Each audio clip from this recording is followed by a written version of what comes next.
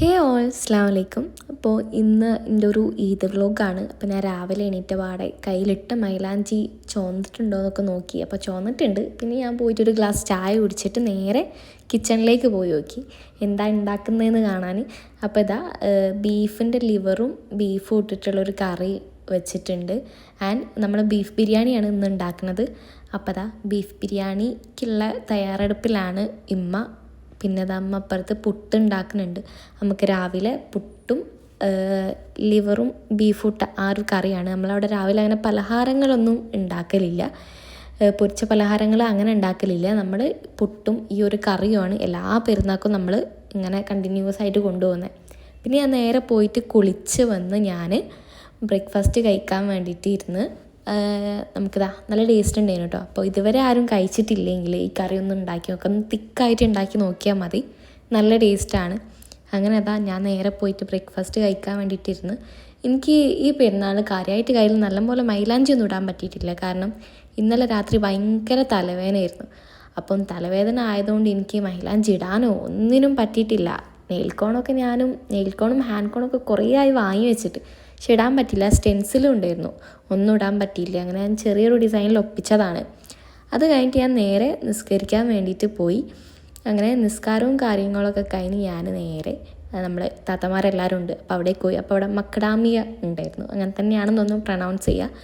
അങ്ങനെ അത് കഴിച്ചു നോക്കി, എനിക്ക് വലിയ ഇഷ്ടപ്പെട്ടിട്ടില്ല. ഇത് പിന്നെ എൻ്റെ വീട്ടിലൊരു കുഞ്ഞാണ്, എൻ്റെ ഇത്താത്തൻ്റെ മോനാണ്. അപ്പോൾ അതാ കുറച്ച് നേരം ഓൻ്റെ അടുത്ത് ഇങ്ങനെ ഇരുന്ന് ഭയങ്കര കുസൃതിയാണ് ആൾ, ഭയങ്കര വൃത്തക്കേടാ. അങ്ങനെ അതാ 2 ചോക്ലേറ്റൊക്കെ കഴിച്ച് കിച്ചണിലേക്ക് വീണ്ടും വന്ന് നോക്കി. അപ്പം അതാ ബിരിയാണി വെക്കുന്നുണ്ട്, ചിക്കനൊക്കെ പൊരിച്ചിടുന്നുണ്ട്. അങ്ങനെ അതാ ഞാൻ ഫുഡ് കഴിക്കാൻ വേണ്ടിയിരുന്നു. ചിക്കൻ പൊരിച്ചതും റൈസും ബീഫിൻ്റെ മസാലയും ബീഫും തൈരും ഒക്കെ സാലഡൊക്കെ കൂട്ടി നല്ലവണ്ണം കഴിച്ചു. കുറച്ച് തൈരും ബീഫിൻ്റെ കുറച്ച് കായും കുറച്ച് കഷ്ണവും അതേപോലെ ചിക്കൻ്റെ ഒരു പീസും ഒക്കെ കൂടെ എടുത്തിട്ടിട്ട് കഴിക്കാൻ നല്ല ടേസ്റ്റ് ഉണ്ടായിരുന്നു. അങ്ങനെ അതൊക്കെ നല്ല കഴിച്ച് ഫുഡൊക്കെ കഴിച്ച് റാഹത്തായി. എന്നിട്ട് നമുക്ക് നേരെ പുറത്ത് പോകാനുണ്ട്.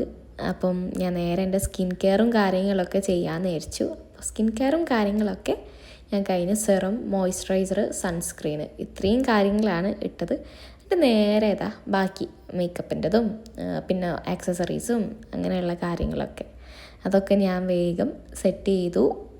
ആൻഡ് ഇതാണ് എൻ്റെ ഒരു ഫൈനൽ ലുക്ക് എന്ന് പറയുന്നത്. ഫുൾ ലുക്കില്ല, എന്നാലും ചെറിയൊരു ലുക്ക്. അങ്ങനെ നമ്മളിന്ന് രാത്രിത്തെ ഫുഡ് പുറത്തുനിന്നാക്കാന്നുള്ള രീതിക്കാണ് പോകുന്നത്. അപ്പം നമ്മൾ പകുതിയിൽ നിന്ന് ബസ്സിലാണ് പോകുന്നത്. അപ്പോൾ ഇക്കാക്ക് എന്നെ ബസ് സ്റ്റോപ്പിൽ ഇറക്കി തന്നു, ബസ് സ്റ്റാൻഡിൽ. ഉമ്മയുണ്ട് കൂടെ. അങ്ങനെ ഞാനും ഉമ്മ ഇതാ ടൗണിലേക്ക് പോവാണ്. എൻ്റെ എത്താത്തമാരും ഉണ്ട് കേട്ടോ. അങ്ങനെ നമ്മളിവിടെ കോഴിക്കോട് PT ഉഷ റോഡിലുള്ള ഗോഗ്രില്ലിലേക്കാണ് പോയത്. അങ്ങനെ ഗോഗ്രില്ലിലെത്തി. നമ്മൾ ഫ്രൈഡ് ചിക്കനാണ്, ഗോഗ്രിൽ ആസ് യൂഷ്വൽ ഫ്രൈഡ് ചിക്കനാണല്ലോ. അങ്ങനെ ഫ്രൈഡ് ചിക്കനൊക്കെ ഓർഡർ ചെയ്തിരിക്കുന്ന ടൈമിൽ ഞാൻ ആ വാഷ്റൂമിൻ്റെ ഭാഗത്ത് പോയിട്ട് ഇങ്ങനെ വീഡിയോ ഒക്കെ ഒന്ന് എടുത്തതാണ്. അങ്ങനെ ഫുഡൊക്കെ എത്തി. നമ്മൾ ജോളോയും പിന്നെ നോർമലും വാങ്ങിയത്. അങ്ങനെ ഫുഡൊക്കെ കഴിച്ച് നല്ലതുണ്ടായിരുന്നു. അത് ഇനി നേരെ ബീച്ചിലേക്ക് പോയി. അപ്പം ബീച്ച് ഇവിടെ അടുത്ത് തന്നെയാണല്ലോ, അപ്പോൾ ബീച്ചിൽ പോകണമല്ലോ. അങ്ങനെ ബീച്ചിലെത്തി. കുറച്ച് നേരം ബീച്ചിൽ നിന്നൊക്കെ കറങ്ങി അവിടെ നിന്ന് 2-3 സാധനങ്ങളൊക്കെ വാങ്ങി കഴിച്ച്.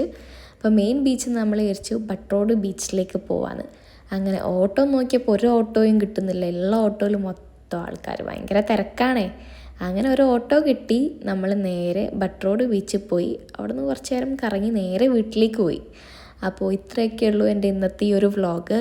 അപ്പോൾ ബൈ ബൈ.